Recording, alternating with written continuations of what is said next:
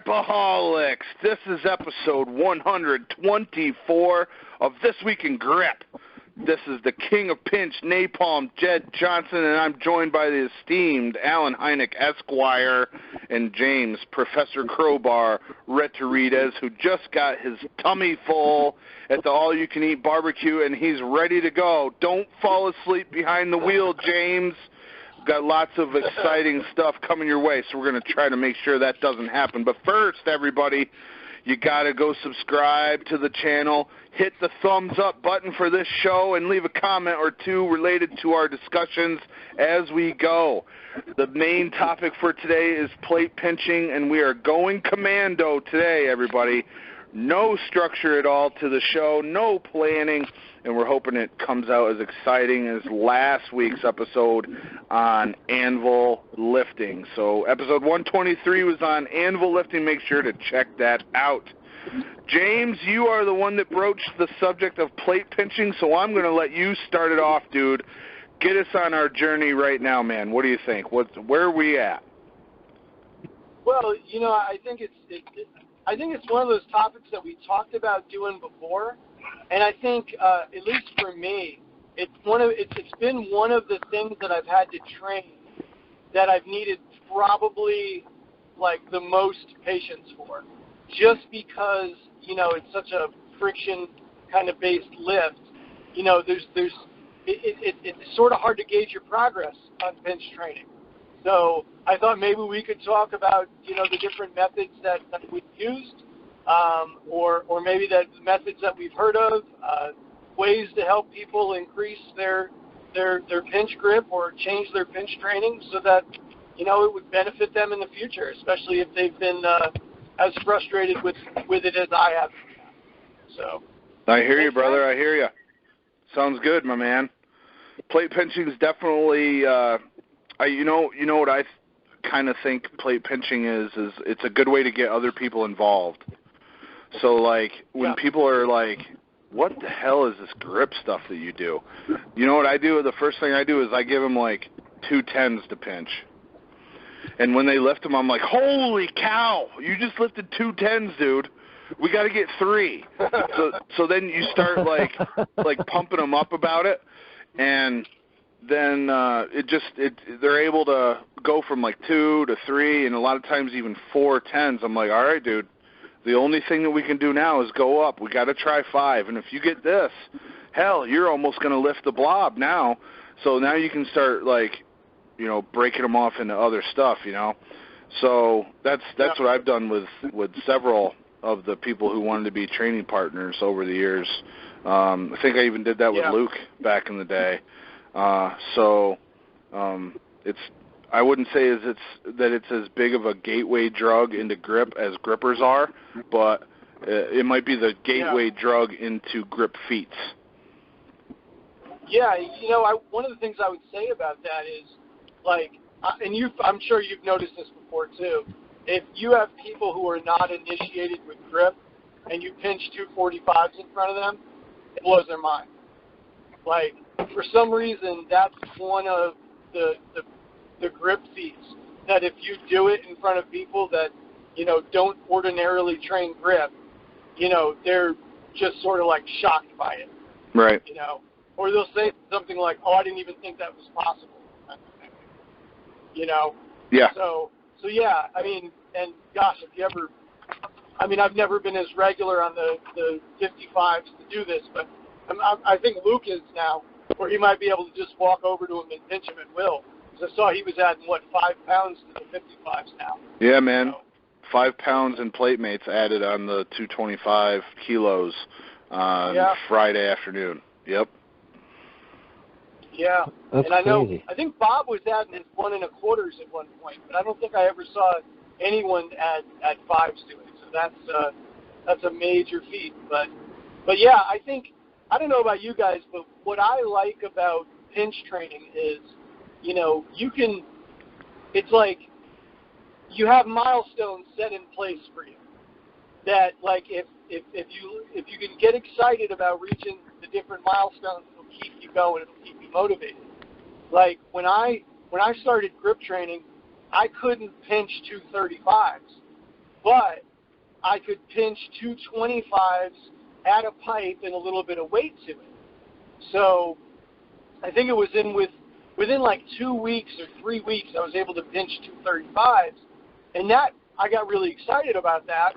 So then it was like I got my own pipe from Home Depot that was like whatever 1 7/8 inches, added that to 235s, and I started trying that, and then once I got to a place where I could do holds with that, then it was like game on, and I started really getting inspired to work towards 245s. So I don't know what progression you guys use, but that was what really kind of kept me motivated when I started training thin pitch. How long did it take you to get to 245s? Like from the time you started grip training to 245s, how much time? I'm going to say it took me about 6 months. Holy crap. Maybe a little bit longer. That's like, it took me like a year and a half, 2 years. Yeah.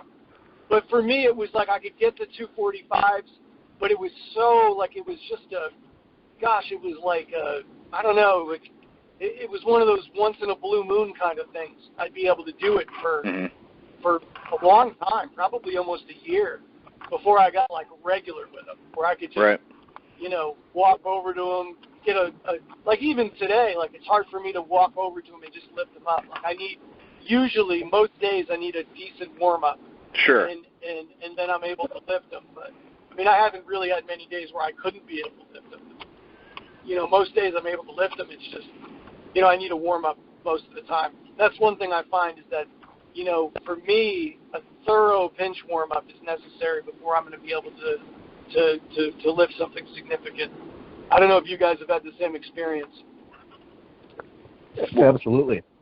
I can't even lift like even very small blobs, for example. I have a hard time lifting just cold. I have to get really warmed up. I generally run through kind of some grippers. I actually do something active with the thumb, like a TTK, and then I start working my way up to it. But yeah, I can hardly even. I just can't do shit with them. No, my hands are just they never cooperate when it comes to that. Grippers, well, what about it seems like actually I can. No, sorry. Go ahead, Al. Sorry. Oh no. I apologize. Certain things I can kind of go at, from a little more, cold perspective. Grippers for whatever reason I know you're not supposed to do it, but I can usually pick those up and just actually do pretty good with them. But for whatever reason, pinch, it's like my thumb just doesn't cooperate right away. Yeah, I'm. Yeah. What about you, Ted? I need a lot more warm up for plate pinching, especially like a 245s. I can't even do 225s right now. It's ridiculous. But like, if I've been training for a while, so let's say I'm an hour into a grip session, doesn't really matter what I'm doing.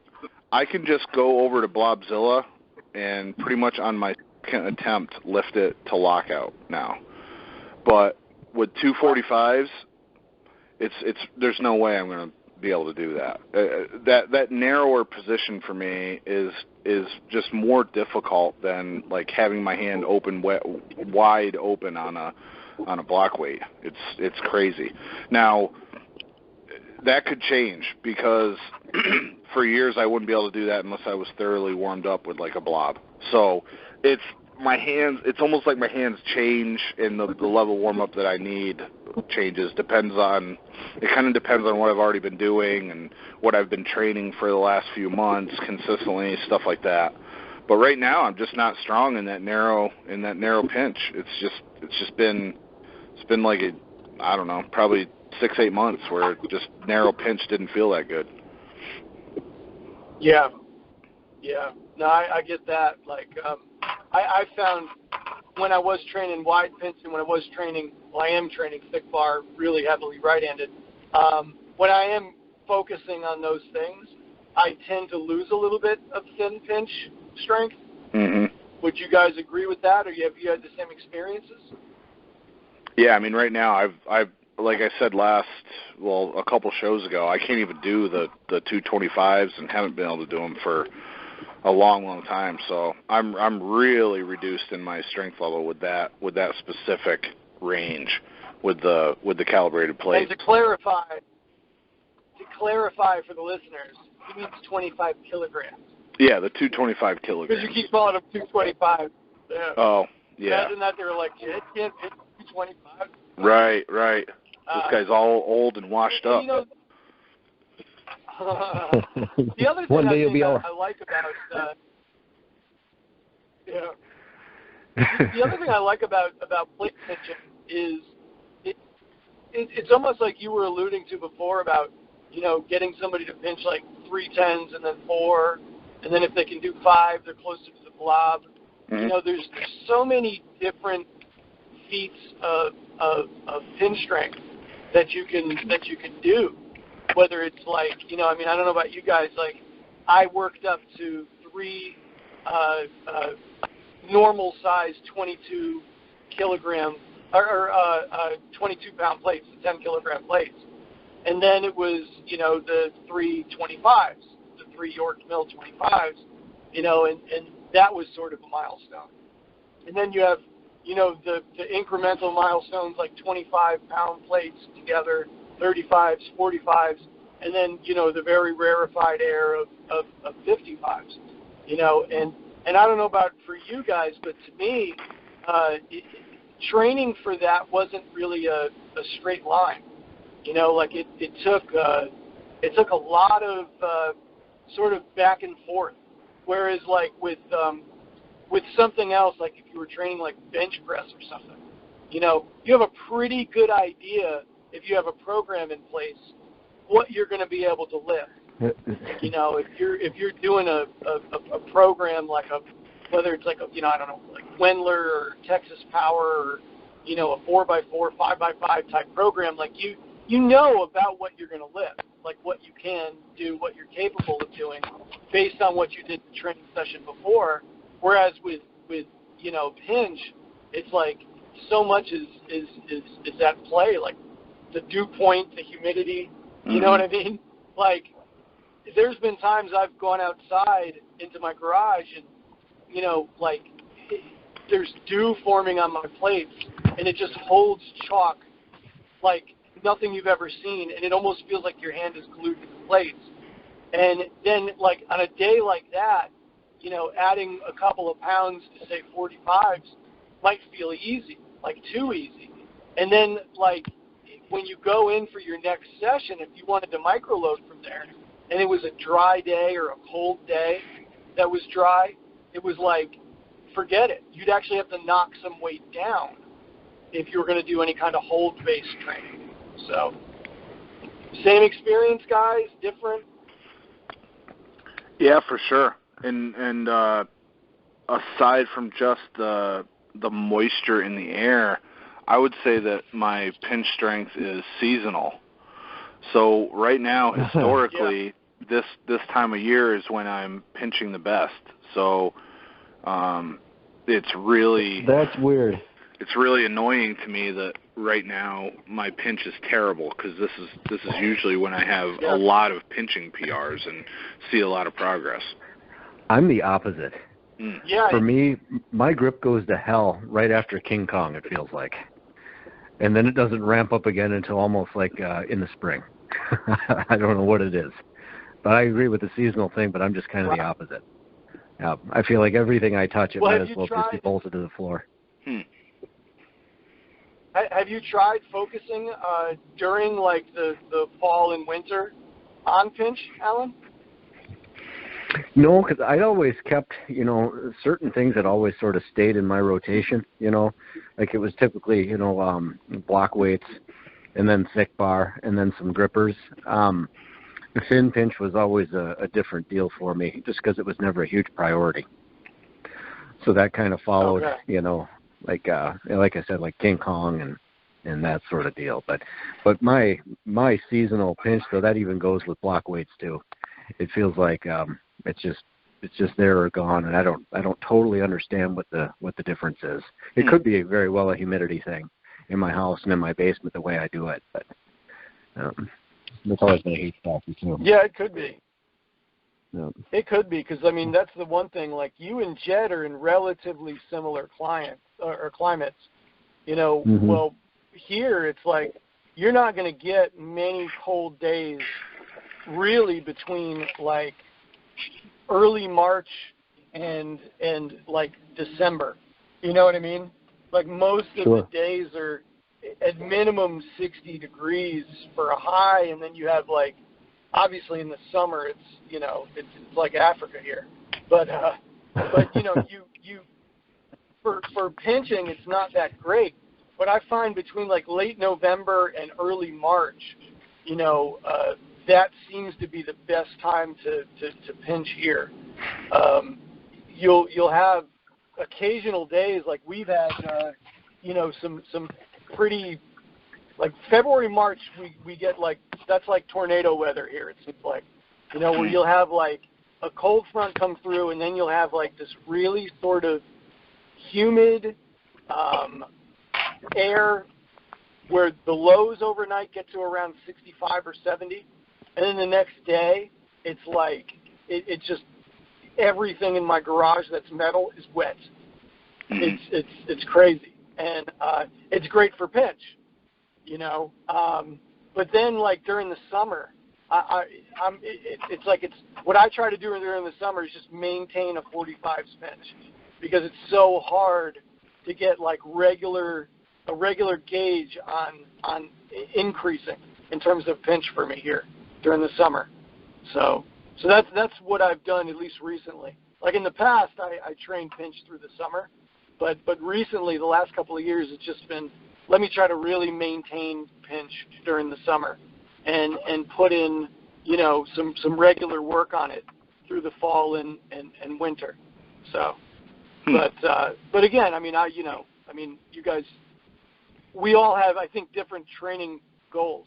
Like, Jedd is more into competitions, and I'm into just sort of trying to cross off certain feats, you know. And I think Alan's that way too. But I think, Alan, you have more specific feats that you like to go after that are different than the ones that I do. So I know we have different training routines in general, but that's how I've done it. You know, one of the things I'd like to talk about is actual the way that we actually structure our pinch training sessions, because I think maybe I don't know, like, I've had other people tell me that, you know, they'd like to learn that from me, and I would imagine that Jedd's got a lot more input about that than I do on really how to structure a good pinch session, you know, so that you know, you can maximize it, and how frequently to train it as well. So. Yeah. Well, yeah. What do you do? How do you structure your training? Well, when I'm just doing my pinch related stuff, a lot of what I'm doing is I'm keeping track of essentially where. Well, this is what I figured out, at least with my training, is that if I test my 1 rep maximum on a good day, okay, I can usually, if I'm about to start, you know, going into sort of a pinch cycle, I'll take about 83% of that, because 83% of that is what I can usually hold for around 10 seconds. So what I'll do is, like, let's just say, for argument's sake, my 1 rep maximum would be 100 pounds on a chosen pinch device. I would take 83, and then I would do, you know, 10-second holds, a series of 10-second holds, and usually until I can't hold for that long, I would do that, and then I would train twice a week doing that specific method. So that's how I gained. I mean, that's how I set up my training. How I managed to really gain was I was taking I took a pipe and I put it through my 245s. I started doing it obviously with my 35s, but once I got up into the area where I could do extended holds with my 45s, I would put a pipe I have that's like 2.8 pounds, and then I would micro load that pipe. So it's like, for me, especially for pinch, having access to fractional plates is so important, because I don't make big jumps in pinch. I mean, I don't know about you guys, but for me, any of the jumps I make, even if they're slight in nature, I mean, I'm perfectly happy with making a 0.25 to 0.5 pound jump in holds just in over the period of 2 sessions. So I mean, for me, when it comes to microloading, it's really, really small increments that I'm going up when it comes to my holds. So, I mean, that might be completely different than what you do, Jedd, but that's been my my approach. Well, what's interesting is I don't remember ever really doing a lot of micro-loading training with plate pinching, like what you're talking about with a pipe. Like I might have done it back in 2003 or 2004 maybe, but we're talking a long time ago. I would say that the majority of my pinch training for plate pinching PRs has been has been negatives. So whatever the plates are that I want to lift, I'll just pick them up with 2 hands, try to hold them with one, or lower them under control to the floor, and then I might load weight or add weight to that. So whether it's magnets and iron plates or plate mates, or for the negatives I would add weight with a pipe. But I never did any, it sounds like you're saying you would do concentric deadlifts with the pipe pushed through the plates and weight added, right? Yep. Yeah. So I never worked. Yeah. I've almost never worked the concentric phase. It's always been the eccentric with weights added. See, that's interesting. That's really interesting. That's cool. It barely even ever occurred to me to add weight to the. I think maybe for a while I was doing that with a PVC pipe with 510s, trying to get up to 6, but but I never added weight to that. I would all I needed, my hands are big enough that I could grab onto 610s. It was just I wasn't strong enough. And then at some point after doing negatives, I just needed more support so they wouldn't spray all over the place when I picked them up. So I just used the PVC pipe, and what that did was it kept them together. It kept them from popping out on me. And that was all I needed for the consistency to be able to do that. I just needed when Alan was a member of Team Napalm for 3 years when I did that, and we used to do a lot of call-ins, and remember, Alan, we used to break it up in success-based training and failure-based training. Oh yeah. Yep. Yeah. Yep. So we did that with all kinds of stuff, and that was one of the things that I considered success-based training, was once you're close to something and you know it, you can just some way support those 10s so that they wouldn't pop out of your hand, because otherwise you don't get any time under tension, and time under tension always has been something that was a real key for me, whether the tension was being maintained in one set or cumulatively over multiple sets. I wanted to get that time under tension in order to fatigue my hands, get them used to that specific position, and build up that strength that way. Yeah. Okay. That's interesting. That's something that I might actually try to implement now, because I've had to do that with certain plates that I've had, but a lot of times what I would do with in terms of negatives, what I would do was I would take whatever plates it was that I was trying to pinch, and I would put a band through them and hang the band from my squat rack, and then I would pull them off the ground with 2 hands, and then just do negatives that way, just hold it for as long as I could. And as my hands started to fatigue, obviously it would lower, but I wouldn't have to use as much pressure to hold them, because the band was doing some of the work, and then just sort of hold not until failure, but hold until pretty darn close, because I definitely want to, because the two things I don't want to do when I'm pinch training is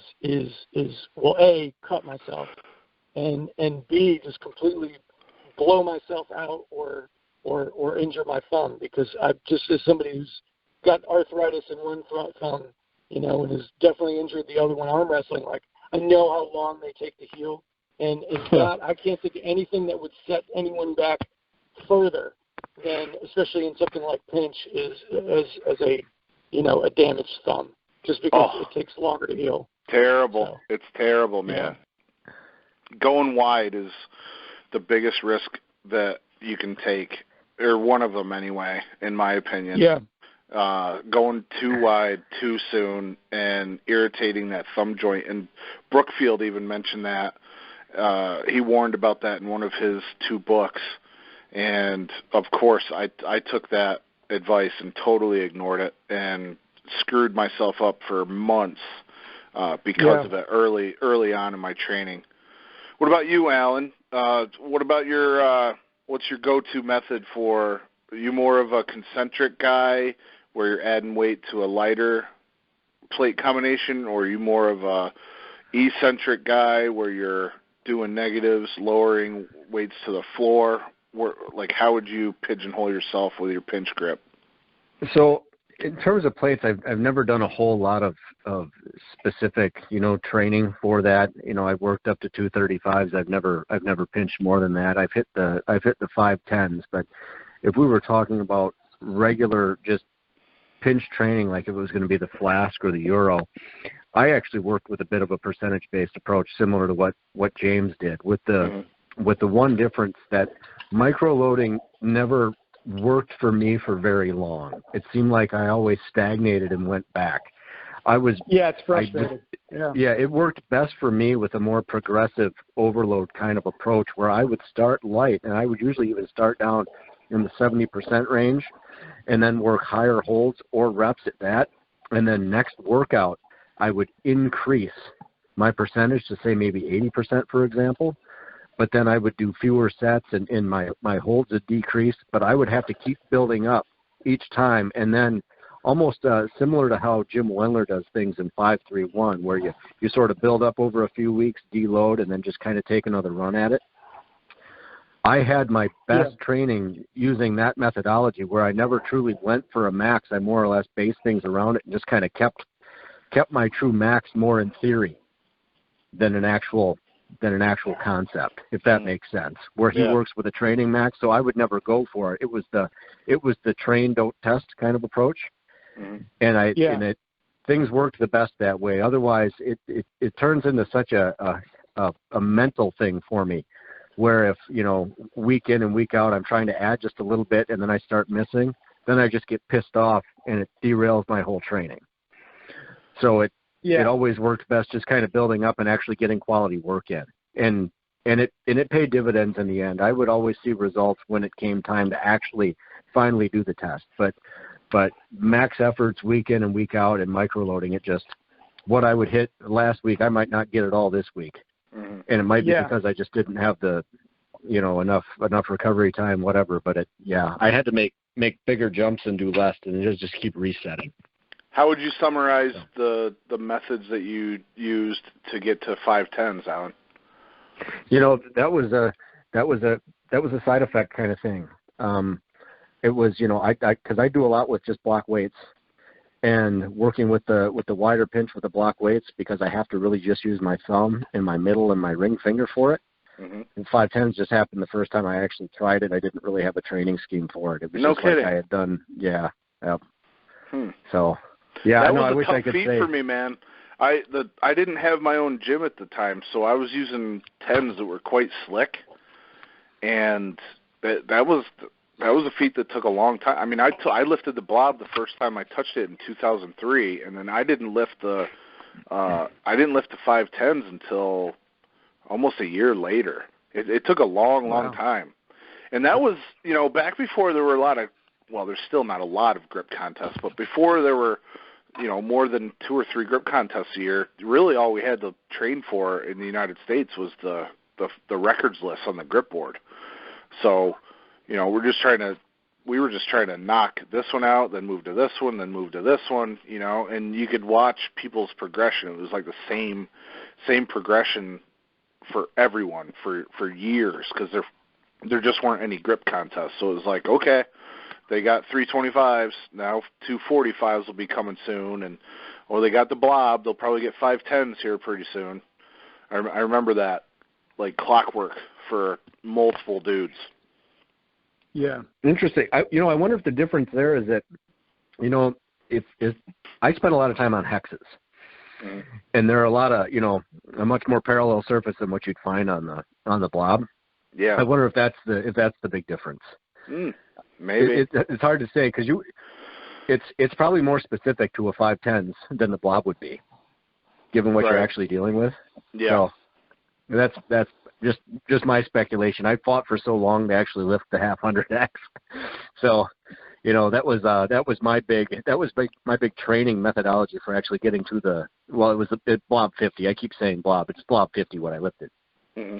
Yeah. But my reasoning was that working with hexes, being how wide they were, and that it was a similar weight, it must do something for me in terms of the blob 50. And whether that was necessarily right or not, it's how I got there, and I did end up lifting it. Maybe I could have done something different, but that was the approach. Well, I think if anything, one of the things that this call illustrates is that, there are alternate paths to similar goals. Sure. I think in training in general, I think you see that a lot. I mean, especially like in arm wrestling. I mean, you could talk to two arm wrestlers that are equally successful, but they have two completely different methods of training.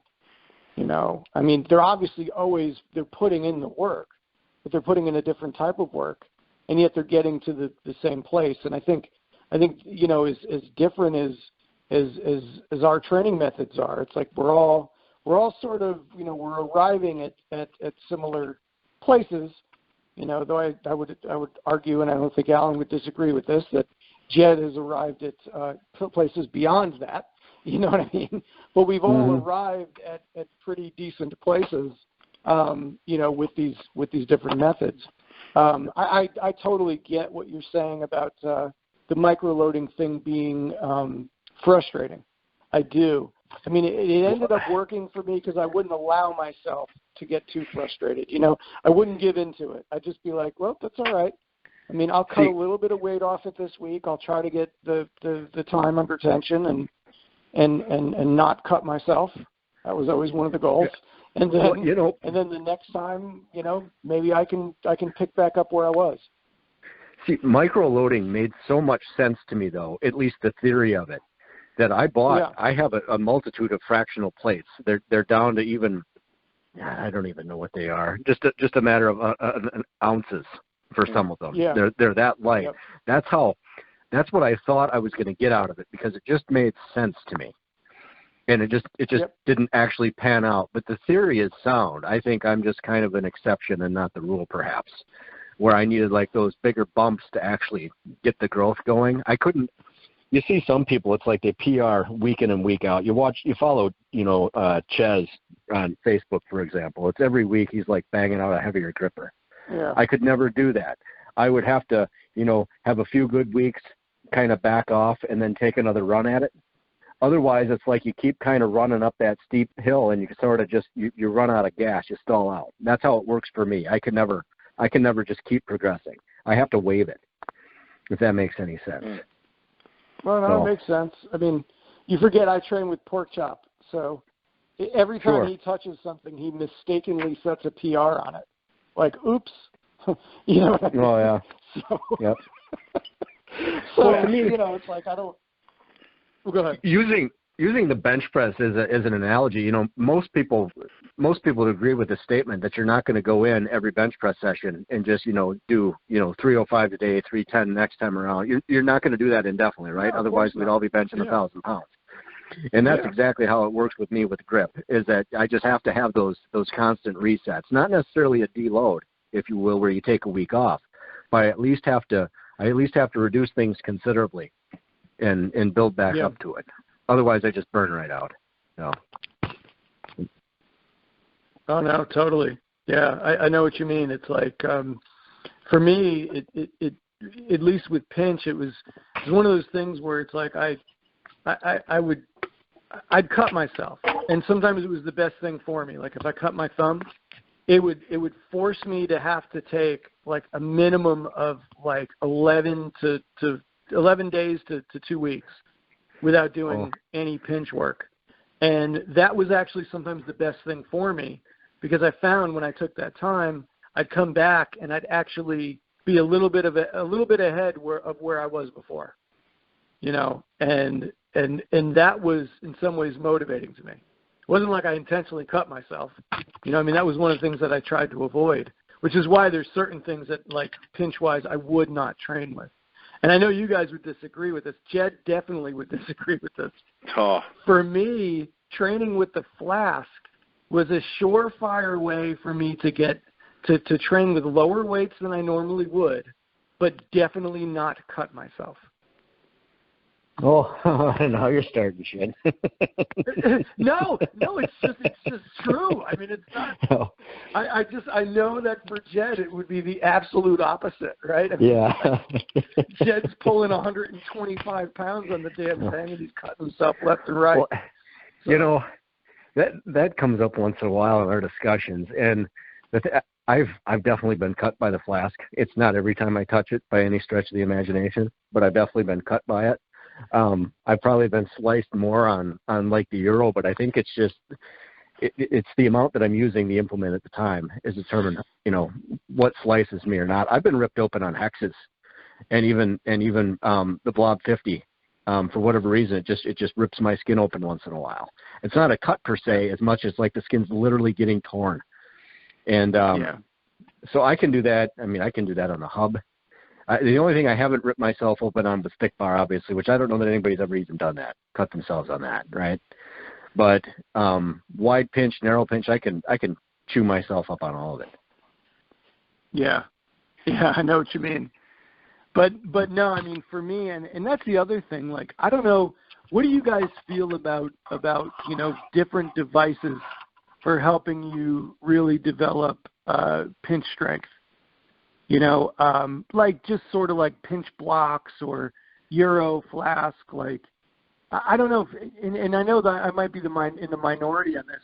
That stuff just, I never, very rarely have I looked at one of those things and said, oh, I really want to train with this thing because I want to hit this number eventually on it. Like it just, I don't know, they just don't motivate me. Mm-hmm. Like Jason was talking about at our next event having one-hand Euro. And I'm like, oh, yeah, that's cool. I mean, I'll be there and I'll do it, but I just don't have, like, I don't see myself training one-hand Euro between now and then. We'll put it that way. For me, when it comes, with the exception of the Iron Mind hub, the rest of them really haven't. Like, there was a time when there was a certain number that I wanted to hit on that, but everything else I've trained it just to train it, though. I haven't had a set number in mind, the hub would definitely be the one exception. Otherwise, things always needed to be specific for me to get to what I wanted to get. If we're talking about pinch, that follows true. If we're talking about thick bar, though, like the crusher, I do have like kind of landmark goals on that, because I do think that it has some similarity to the baby inch, the inch dumbbell. So numbers on that do actually mean something to me, but on the other pinch ones, not so much. Yeah.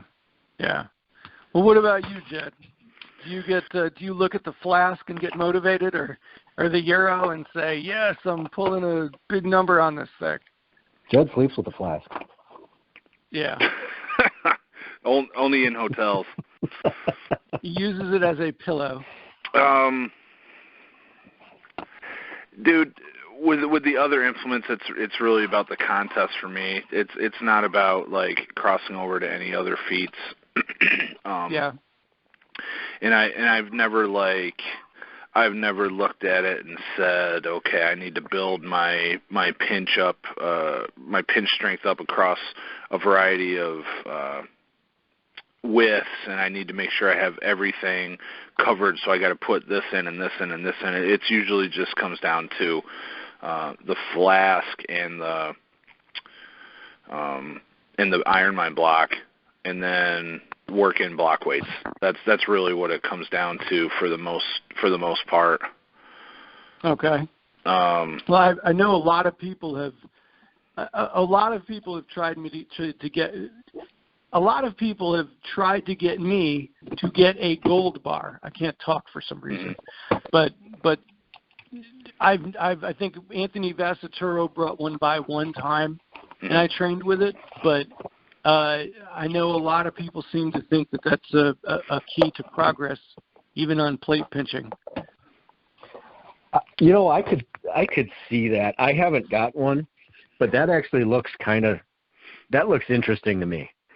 I mean, I imagine I'd probably suck at it, but I could think, being that that's a more difficult thing, that would be a viable way of training towards plate pinching. It's literally harder, but it might be different enough. Yeah. I don't know that it'd screw you up, but I always had good luck by making things tougher. Yeah. Yeah. Good. Luke makes he made a suitable replica that it worked out pretty well for training for the pinch grip games. And I'm actually working on getting one. Rachel and Jason Wood in Colorado, they were kind of weeding out their collection a little bit, and they got rid of a gold bar. Or they were going to get rid of a gold bar. Well, this guy says, yes, I'm interested in the gold bar. So he pays for the gold bar. He swept in there and got it like an Osprey in Odell Lake before I was able to get it. And do you guys get that reference, Odell Lake? I don't get the Odell Lake reference, but I love the visual of the Osprey. It was very nice, Jedd. So Odell Lake was an Apple IIgs game, and you had to remember which fish ate the other fish. So if you were a fish and then this other fish came over, you had to remember if you ate that fish or if that fish ate you, or if you were no threat to one another. So you had to make a decision on what action you were going to take every time another fish came up. And then it would make a sound if an osprey was coming by, and you might have to dive down into the water in order to avoid the osprey. It was called Odell Lake. It was a pretty cool game. It was like, you play that, you play some Oregon Trail. Oregon Trail, I was going to say. If you'd have gone with that, I'd have definitely been on board with you. But play some number munchers. So this guy, he did the old osprey move, and he swept down to Odell Lake and grabbed the gold bar from right underneath you? Right out from under me, bro. Because that's what would happen sometimes. You'd be faced with a fish right in front of you, and the osprey would go and grab the other fish. And you'd be like, oh, wow, I really got lucky that time, guys. Oh. But this time I was unlucky. Hopefully he went home and died of dysentery.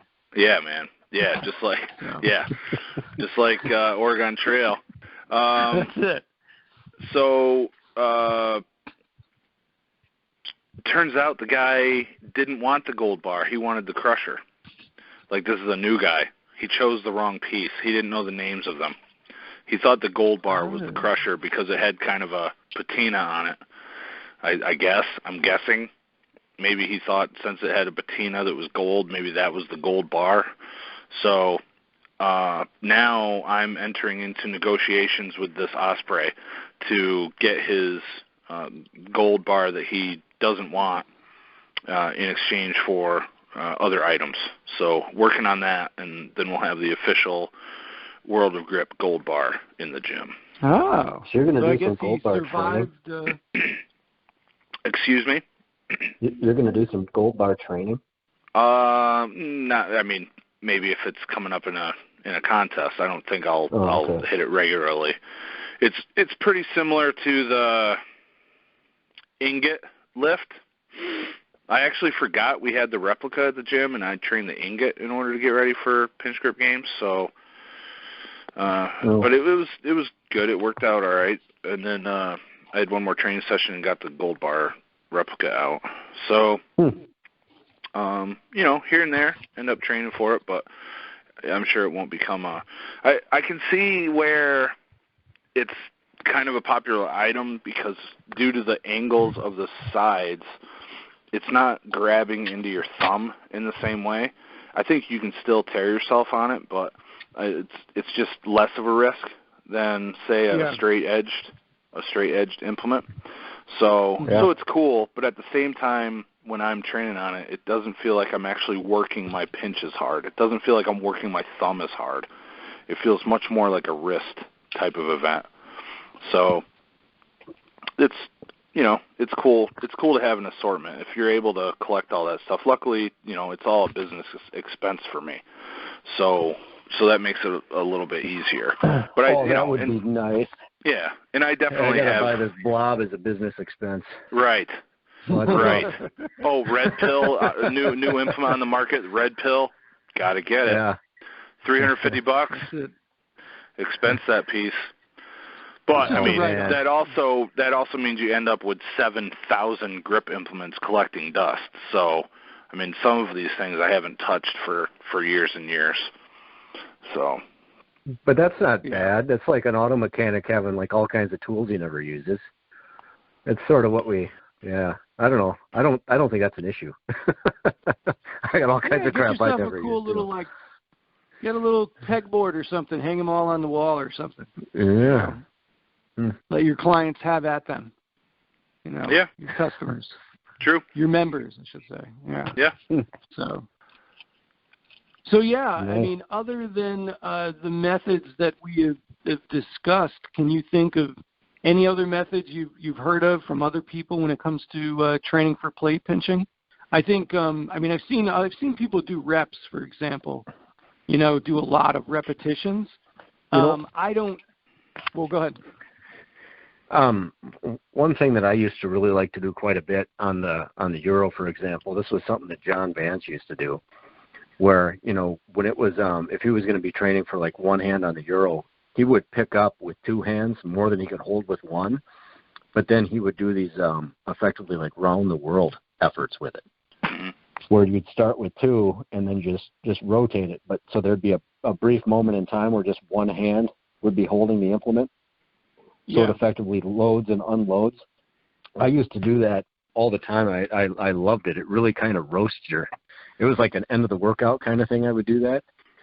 And I don't know how effective it was, but it was actually quite a lot of fun. And it definitely burns your fingers and thumb out pretty quick. That was a huge thing for me. And swings, as a matter of fact, I used to like to do. You just have to be careful with that one, where you hold it and kind of pendulum back and forth, because they will disappear out of your hands. But fun things anyway. A little more than just picking things up and putting them down. It actually puts a little bit of excitement to it. But well, I've found, like, instead of swings, though I have seen people do the swings, and I have messed with them a little bit. Like when I warm up, sometimes I'll do some swings with some lighter ones, like 35s or whatever. But that's usually just when I'm warming up. But I'll do high pulls as well. Like, I mean, I've never done much in the way of cleaning. I think I cleaned 510s before. But oh, nice. But yeah, that was a while ago, and I think they were standard 10s actually. But I have a set of standard 10s that are pretty thin, and they actually stay together pretty nice. But what was I going to say?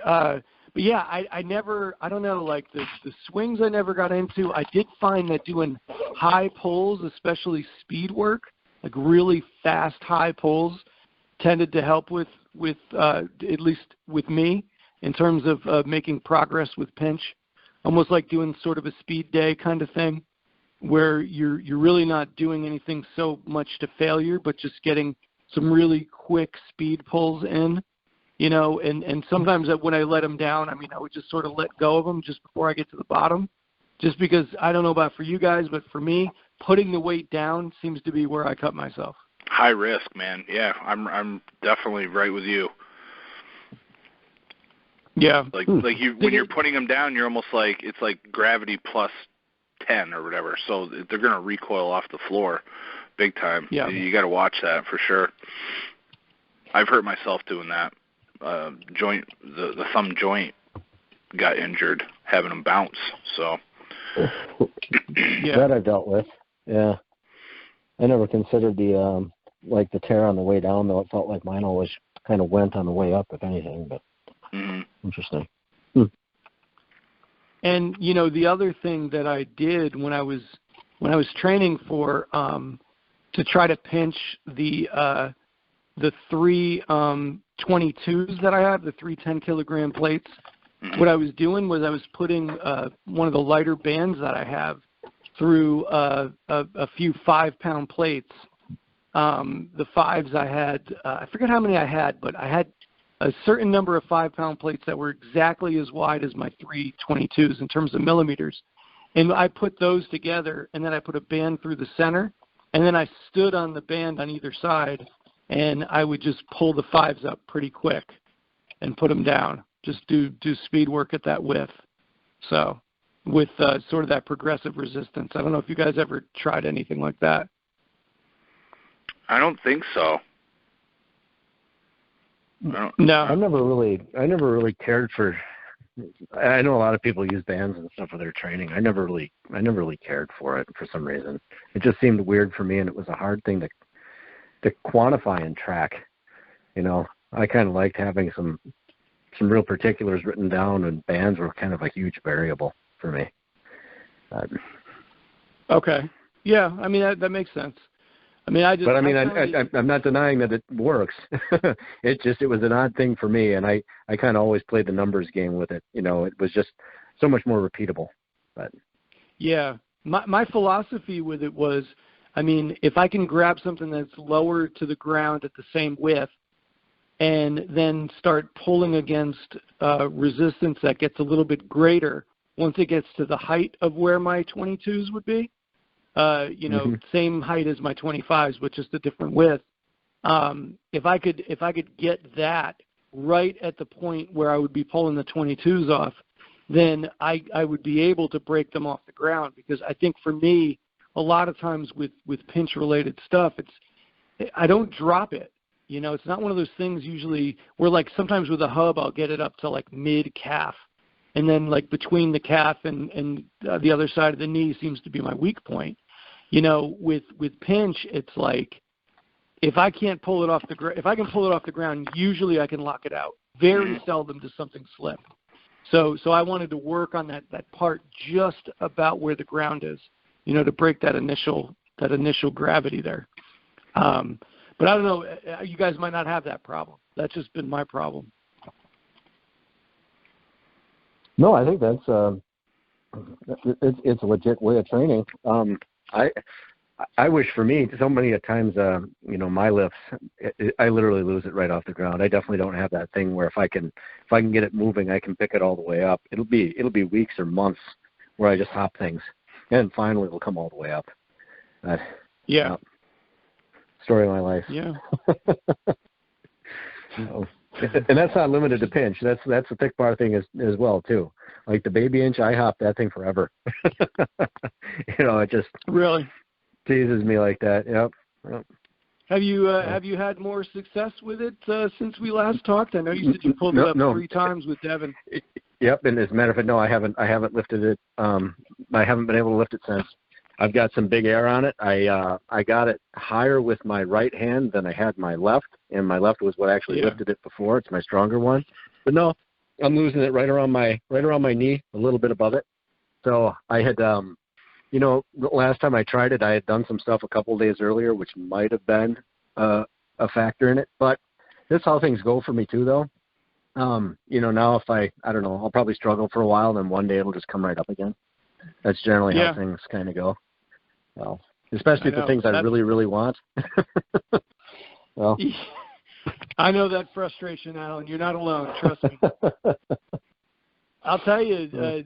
Speaking of which, it looks like Jesse Pignonen and Sam Parker are trying to be the next people to pull off the Brian Shaw feat, where they stand up with 2 inches and get them into position and press them.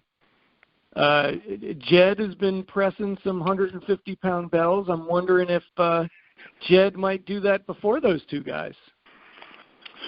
I tried to get into position with the inches. Oh man, several months ago. I think Yesay is much closer to that than he realizes. I think he made it a little bit hard on himself how he set that up. I think if he rows the inches to his thighs and then sits down rather than doing like a deadlift, standing and then trying to pin the bells against his thighs to sit down, I think he'll have a much better I think he'll conserve a lot of energy, I guess is what I'm saying.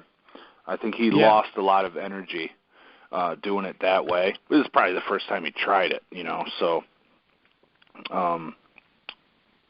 it was so freaking hard. It's just so hard, man. Are they looking to flat bench those, or are they doing an incline like what Brian Shaw did? I don't know. I guess I don't even know if he was trying flat or incline. I tried a flat. There ain't no way. That's quite a bit to incline or overhead press, in my opinion. That's a whole separate thing. Yeah. And just getting them into position. You know, I think the grip strength is there, but that's a ton of shoulder. Sam Parker is strong enough. He's strong enough to push the weight. Yeah. It's just getting the inches into position, which I think he might be there now. I mean, he's definitely close. I mean, if you look at the size of the bells that he's using. So, you know, he's close. They're both very close. I think that they could both do it definitely this year, you know. So what was Yesay trying to do? Was he on an incline or was he on a flat bench? I don't even remember. I'd have to look at the video again. I don't know why I'm thinking it was an incline. I'm probably wrong, but I would have to look at it again. Because Shaw did it on an incline, so maybe it was an incline. I just didn't internalize what bench he was standing beside. Yeah, I'd have to have access to it and take a look. But no, the other thing that blew my mind was Tanner was walking 2 inches. It might have been today. On his sidewalk, just it was after a contest. I guess they had a contest. They had a grip event in Texas. No idea. Oh, well, he said it was a small contest. Afterwards, he decided to take him a walk down the sidewalk there out in front, and I don't know. He made it 50-something feet, I want to say. And I'm sitting there thinking, well, at any second, one of those is going to fall off out of his hand and crack the sidewalk, but. No, he set him down nice and gentle. And I don't know. Yeah, he had a predetermined start and stop on that. Yeah. Yeah. He could have gone farther. It just looked like he put him down here because that's what he had in mind or something. Exactly. Like, I want to make it to this driveway kind of thing and then put him down. So, I don't know. I know it had nothing to do with pinch-related feats, but we got on to we got onto Alan lifting the baby inch, and the next thing you know, we're talking about guys chest pressing 2-inch bells. It doesn't take much for us, does it? Hey, that's how it works in grip sport, man. That's all there is. You gotta train variety. Can't be a one-trick pony up in this piece. Yeah, you know, my question would be, do you guys have a pinch feat that you'd like to do sometime soon that you haven't done before? That's interesting. I mean, I haven't lifted a 145 Legacy ever before. I'd like to do that here pretty soon, but that's not plate pinching. I don't have a plate pinching one. You know what I would like to do? Comes up for me just because. You know what I wouldn't mind doing, and I'll just put this out there and kind of put it as a challenge, and probably Yesay will do it. Is a double 610s pinch. I don't think anybody's ever done that. Wow. Yeah. I doubt it. I mean, so this means now this. Oh, go ahead. No, go ahead. This means this show isn't going to air for like 4 weeks now until Jedd can perfect it. That way Jesse doesn't have Yeah. It's funny. I was thinking I saw a guy who added me as a subscriber this week, who subscribed to me, was Chad Woodall. I didn't know he had a YouTube, and then all of a sudden I said I had a new subscriber, and I went and I looked at it, and I guess he's putting up feats now, huh? Yeah, he put up a highlight video of some of his training from the last few years, and then I think he uploaded a video where he was pinching 245s and did rows, like 3 or 4 per hand. I saw that, 245s with rows. the 45s? with 245s. Not old school Yorks, but fairly thick, nice thickness hub plates. Yeah, not an easy feat, not at all. Yeah, but he's a guy I think of when you say double 610s. I think Chad's one of those guys that could do that just because of the width and how strong he is. I mean, walking those 2 York deep dish 45s, the old school Yorks in each hand. Sure. I mean, I could see him doing that. That's got to be just over 5 inches, ain't it? Yeah, it's wide, whatever it is. I know the ones that we train with are just under 5 inches, but they're 11-pound plates. They're the Pendlay ones. They're like the 5 kilogram plates, and none of us have been able to lift those without the pipe in the middle. But Bob and I have both lifted 611s with the pipe going through them. So it's just we don't. The pipe makes it so much easier, I think.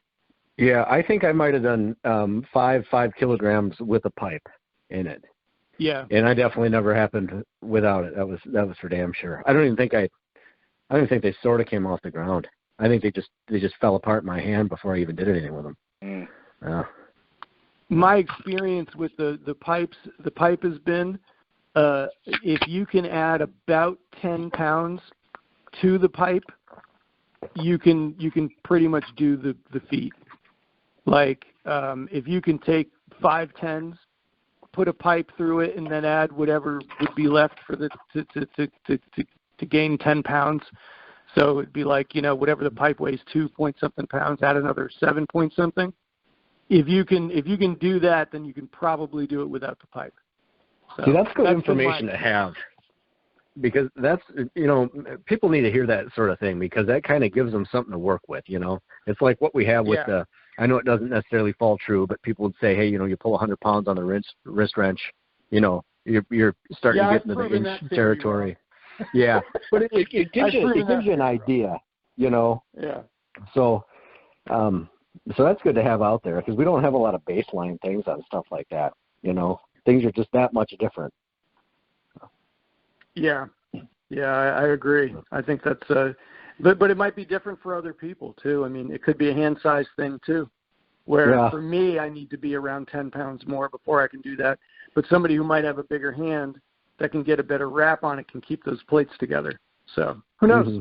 You don't know, but I know that's what applies to me. One of the feats I was thinking of doing, I haven't seen these plates very often, and I've never seen 3 of them together. I saw some York 35s, not York, Rogue 35s that were really thin. And my thought is, if you were to get 3 of them together, I want to say they're about 20 to 22 millimeters apiece. I'm thinking 3 Rogue 35s would be a pinch feat that I would like to do. But finding 3 of those plates and not paying an arm and a leg for them, I think that would be the tough part. So you're talking about getting like the equivalent of their 15 kilogram version of it, just getting them in the 35 pounders, is what you're saying? Are we talking about the same kind of plates, like the yellow job?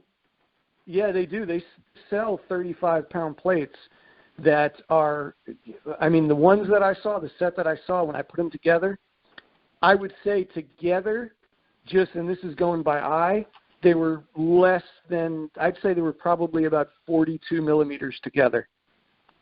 So, but I'm pretty good at spotting that. I'm pretty good at being able to put 2 plates together and tell within a millimeter or 2 how close they are. So, or about where they are. So I'm thinking if, yeah, right, yeah. I'm thinking if you got 3 of those Rogue 35s, I'm thinking you're looking at about 63 millimeters, to 64, 65. And that's a good width for me, actually. That's not too bad of a width for me. So I'm thinking that would be a feat of strength, a pinch strength I would like to do, if I could ever get my hands on those plates. That reminds me of Cody Burns 2-3 years ago buying the the Rogue or Alico calibrated 20 kilogram plates in order to train I've seen those. Yeah, in order to train for the 3 20 kilogram pinch, because when for almost the entire time I've been grip training, there was lore of Bill Kazmaier pinching 345s. No. Yes. No. Yes. Well, I don't know that he did it. I'm saying that the legend was there. This is almost as far-fetched as the conversation we had last week. Well, I kind of thought I was waiting to the end to bring this up, and I found my opening, bro. I found my opening. Yeah. Now I'm going for the touchdown. So we're gonna. This was on the Dr. Squat forum, and I'm talking 2002, 2003, and there was someone. It was Dr. Squat. It was Fred Hatfield himself that said that he witnessed Kaz pinching 3 45-pound plates in a pinch grip, smooth side out. Now there was always if people don't know Fred Hatfield, I mean, this is like, I think he might have been the first dude to squat 1,000 pounds or something like that. They called him Dr. Squat. He was like I should get my facts straight, but they called him Dr. Squat. I think he was some form of a doctor, like with a medical degree. But he was also a power lifter, and he had a great forum back in the day. I spent just as much time on Dr. Squat as I did the grip board back then. I think it was called Grip Page at that time, and he claimed he saw Kaz do it, and there's been debates ever since then whether it happened or not. I think he was mistaken, just totally wrong, and didn't realize it. And I've seen him.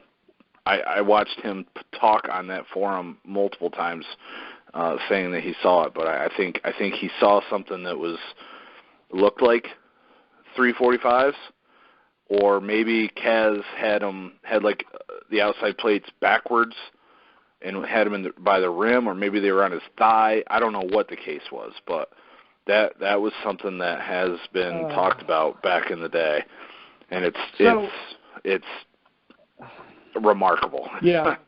Well, I it's so funny because I had a chance to talk to Bill Kazmaier very briefly at Europa one year, and if I had this information, I absolutely would have just asked him about it. Look, a lot of people seem to think that Bill Kazmaier was the strongest person who ever lived. So I'm not disputing his strength. I'm not doing that. But I don't think any one of us could see anybody in history doing that. I mean, think about Bill Kazmaier and his size. Now, let's think about Brian Shaw and look at the size of Brian Shaw's hands. Okay? Could you see Brian Shaw taking 3 45s, okay, putting them together and pinching them, unless they were selected kind of like Cody's were? Cody's, I was at Cody's house. He had the 3 44-pound plates, the 20-kilogram plates, bolted together, and he was able to drag them and skip them and all that other stuff. I'm not saying that it's far-fetched that Brian Shaw would be able to wrap his hand around those plates and lift them up with some work. But I just don't see anyone casually walking up to 3 45-pound plates, or not casually, even training for it. All right? And we're talking about they're going to be thicker plates, walking over to them and picking them up. Mm-hmm. Right? You made a really good point. At minimum, they're going to be close to, if not, they would have to be in the 70s in terms of millimeters, which is a really awkward pinch width, right? And would you agree with that, Jedd? Oh, yeah. Yeah. So I just don't, I don't know. They'd have to be minimum 70 millimeters, possibly more, possibly in the 80s, If they're just normal 45-pound plates, they're probably in the 80 millimeter to more range. No one's just walking over to that and picking it up. I just can't see anyone, not even Brian Shaw, not even under optimal conditions. That's where your point's really good. James. Yeah, and it's like Brian Shaw would have done it by now. Difference. Yeah. If he was going to do it. And the other thing is knowing that if he would surely know if Bill Kazmaier had done that or not, right? I mean, this would have come up at some point. So.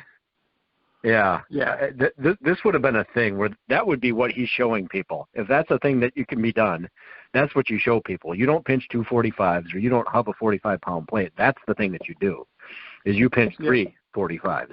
Mm-hmm. Yeah, you don't screw around with the piddly shit. You know what I'm saying? Well, so, Brian Shaw, I believe, is one of the guys who has pinched 3 35s. Oh, he has? Sure. Okay. I think he has. I mean, and I could see that because I think I can do it with the right 35s. Do you agree, Alan, that he's done that? Well, I hadn't seen it, but I guess it wouldn't have occurred to me that he wouldn't have been able to do it. Yeah, well, it seems like there was a video online back in the day. I thought he did it with, and maybe there was a pipe through the 35s, like almost like he lifts them up. I'm sorry. They were probably rogues because this is probably like 2008. I don't think Rogue was even out. I think he was training at the Gillingham gym with like Wade, and he picked him up and like got him kind of to lock out, and then it slipped out, and then you can kind of see like the pipe fall out or something. So, I mean, that was a long time ago. It's been 10 plus years. And obviously Brian Shaw is a lot stronger, but I still, I mean, the way that Dr. Squat was describing this is like Kaz had to put away 3 plates, so he just walked him over to the tree in a pinch grip. No, he didn't. Oh, so he didn't just pick him up. He farmers walked him and hung him up on the tree. That's the way I remember it. I mean, okay. It was pretty absurd, but I mean, listen. That's like cleaning and pressing an anvil in your Sunday best. Is exactly what you're saying. Yeah, right that I was going to say. That's how we get to this. It's up there. It's up there in doubtfulness, but at least there's only been one person that stated that Kaz did that. Yeah, like he probably I don't helped think all 3 Kaz plates at the same time too. Yeah, and I don't think Kaz has ever said that he's done it. I think Dr. Squat saw something, got it wrong, misread it in the heat of battle, and then posted about it online mistakenly, and no one else could even really back him up. And then it's not like every Tom, Dick, and Harry can repeat the story of Jowett cleaning the 172-pound anvil and then pressing it one-handed. It's not like that. It's not like that at all. And a lot of people that probably don't even remember that tale from the Dr. Squat forum. So it's a different level of misfeat. So,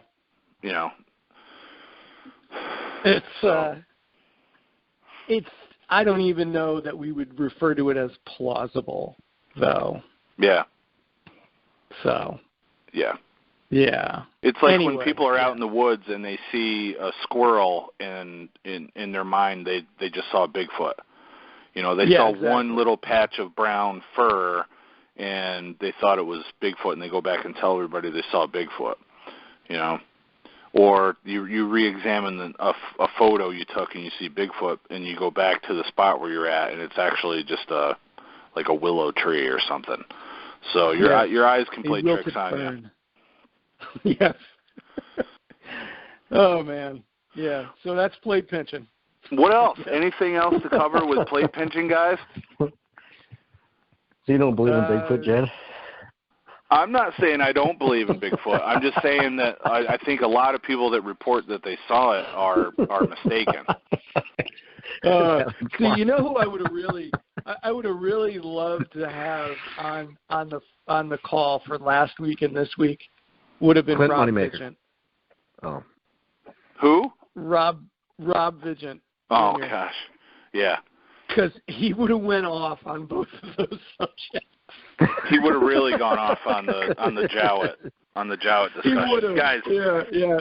And then the 345s, forget it. Yeah. Yeah. If you haven't listened to last week's episode, you gotta at least fast forward to the end. You got to give the video a like based on the Georgia Jowett discussion. It was classic. It may be the best 10 minutes of This Week in Grip ever. So I haven't even heard it yet, and I was on it. No, me neither. Oh man. So well, it sounds like we've done justice to this topic. Hopefully everybody liked it, and they can, maybe put a comment down below, guys. Do you agree? Absolutely. Yes. Great. Awesome. Well, another successful exploration, dudes. Alan, we're bled dry. All right. Take it away, brother. Well, that is it for episode 124 of This Week in Grip. Hope everybody liked it. Make sure to comment, subscribe, give it a thumbs up, and we'll be back next week with another one. See you then.